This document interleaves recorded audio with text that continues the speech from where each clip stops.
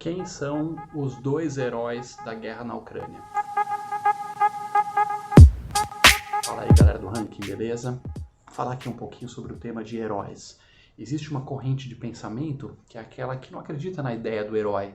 Ela fala simplesmente que a história são forças de grupos sociais, que é essa classe contra aquela, que as coisas são meio inevitáveis. Eu não acredito muito nessa teoria. Eu acredito que de tempos em tempos, momentos difíceis, crises, exigem a presença de pessoas muito fortes, pessoas heróicas, que podem levar a história para um lado ou para o outro e fazer totalmente a diferença.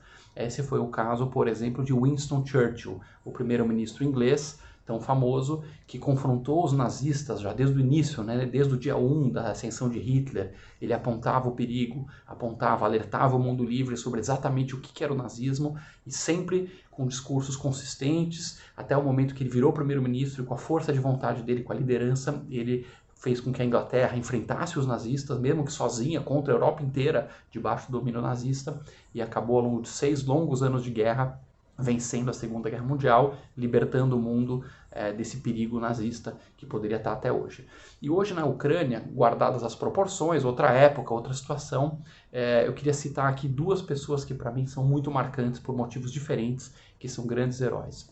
O primeiro é o Volodymyr Zelensky, não sei se falei certo o nome dele, obviamente o presidente da Ucrânia eleito. É um cara que foi eleito há 3 anos atrás. A Ucrânia é uma democracia com bastante diversidade, é um país pequeno que estava tentando se libertar aí das garras da influência russa antes do comunismo e encontrar seu caminho como um membro da União Europeia, né, se aproximando mais dos países livres da Europa.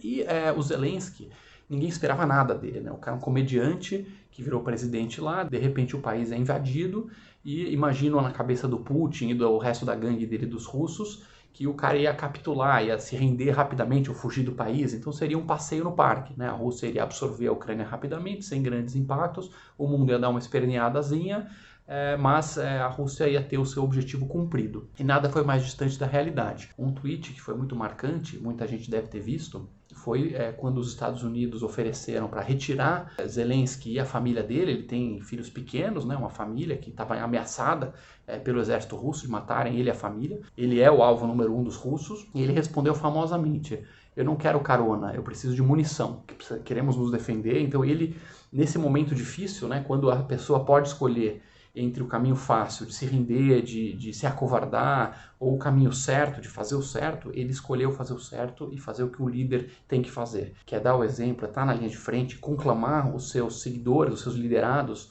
e unificar o país para repelir a invasão russa. E não só fazer o certo, mas fazer do jeito certo, porque é um cara inteligente. Então ele entendeu o jogo das redes sociais, o jogo que você tem que ganhar a opinião pública mundial. Então ele está muito ativo nas redes sociais e ele está disparando pedidos para diversos países de ajuda, apelos nas redes sociais, mostrando o que a Rússia está fazendo lá na invasão da Ucrânia, né, a agressão contra o país dele. Vai sair provavelmente como um grande herói. Esperamos que a Ucrânia resista a essa invasão e rapidamente chegue em negociações. Agora, o segundo herói do momento, que vocês podem concordar ou não, eu só estou colocando para provocar aqui a discussão.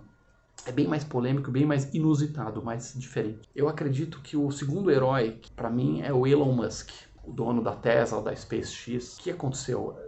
Teve um dia de manhã, umas 11 da manhã, o ministro do interior, um dos ministros lá da Ucrânia, viu que a Rússia estava bombardeando as estações de celular, estava destruindo a infraestrutura de internet, tentando fechar a internet da Ucrânia, porque eles viram que eles estavam perdendo a guerra de propaganda. Então eles falaram, cara, vamos calar a Ucrânia, vamos acabar com a internet lá. Esse ministro do interior manda um tweet diretamente para Elon Musk, falando o seguinte: olha, Elon Musk, você fez foguetes que vão para Marte, você fez tal e tal tecnologia, nós precisamos que você coloque o Starlink, que é o satélite que o Elon Musk inventou, né, diretamente para a Ucrânia. Eles queriam que fosse disponibilizado para a Ucrânia internet via satélite, um sistema que o Elon Musk criou. Cara, passa tipo 10 horas, vem a resposta do cara.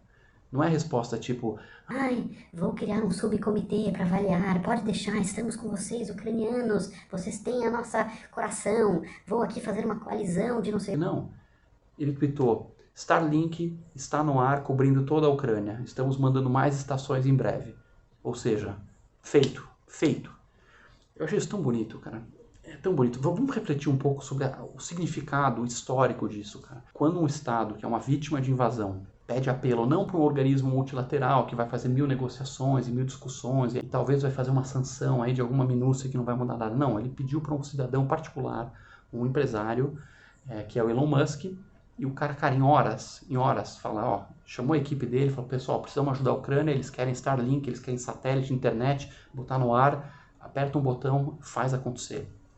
Só uma pequena parte, o Elon Musk, para quem não conhece, nasceu na África do Sul, e ele migrou para o Canadá inicialmente, trabalhou, cara, limpando cano de indústria pesada, um trabalho super perigoso, cheio de fuligem, começou do zero mesmo, aquele sonho americano, sabe? Conseguiu migrar para os Estados Unidos, fez uma faculdade de engenharia, ralou, estudou, trabalhou junto. O cara que, sim, se fez um gênio com uma força de vontade surreal, devorador de livros a vida inteira. Realmente, assim, existem pessoas que nascem no mundo, pessoal, que é 1 em 1 bilhão. É admirável, caras como Elon Musk, Steve Jobs, Bill Gates, são caras que são tão fora da curva em capacidade, em execução, em visão, né? Então, são pessoas que enxergam o futuro. Ele enxergou na questão dos foguetes, a viagem interespacial era possível fazer, ele precisava baratear o custo de foguete, que era super ineficiente, super caro, feito por governos. Então ele criou a SpaceX, uma empresa de foguetes que baixou mais de 10 vezes o custo de lançamento de foguetes e virou uma das principais empresas de foguete do mundo. E depois, olhando para a questão ambiental do carro elétrico, ele criou a Tesla, que faz esses carros maravilhosos, aí, super objeto de desejo, que estão barateando bastante e que tende a crescer, né? A Tesla vale hoje mais do que as outras montadoras somadas. Ele liderou, ele trouxe os melhores talentos para embarcar na visão dele, ele motivou, energizou um time, ele rala pra cacete, ele inventa coisas novas, ele cria o futuro. E com isso as pessoas pagam pelos produtos dele livremente, ninguém é obrigado a comprar um Tesla, entendeu? Ao contrário do governo, que vai lá e mete uma arma na tua cabeça e fala assim, ó, me dá o imposto aqui, senão você vai pra cadeia. Ninguém é obrigado a ir na loja da Tesla e comprar. As pessoas vão porque querem aquela maravilha tecnológica criada pelo Elon Musk. Ou as pessoas que usam os foguetes dele para lançar satélites, etc. E a organização do Elon Musk, ele foi lá, olhou o problema e fez a coisa certa pelo motivo certo. Entendeu? Ele falou o seguinte, existe uma agressão no mundo, existe um agressor, que é a Rússia, existe um país vítima, e eu vou ficar do lado da vítima, porque eu não quero um mundo gangster em que países mais fortes invadem e conquistam os seus vizinhos mais fracos. Tomou atitude, entendeu? Ele fez, ele aconteceu. Isso é muito bonito. É interessante que pessoas como ele são tratores, sabe, que movem a humanidade para frente. A cada época sempre teve um Elon Musk da vida, alguém que enxergou à frente, enxergou o futuro, enxergou um jeito que faria a vida das pessoas melhor. E a cada etapa houve gente querendo botar o cara na fogueira, falando mal, querendo derrubar, querendo com inveja, sabe, pegar as coisas dele. Foi exatamente curioso que nessa semana que passou, justamente a professora de história do meu filho falou do Elon Musk, no sentido de que eu odeio esses bilionários, se eu pudesse eu pegaria e tiraria esses bilhões de caras como o Elon Musk, né? Que ela não entendeu nada, entendeu? Ela não entendeu nada, porque é como se fosse uma mentalidade de que tem uma pilha fixa de grana, entendeu? De dinheiro, e que se o Elon Musk ele tem X bilhões é porque outro ficou sem. E não entende que o cara criou essa riqueza. Ele criou com a genialidade dele, com a capacidade de execução, a capacidade de definir um sonho, de agregar pessoas em volta, de fazer acontecer.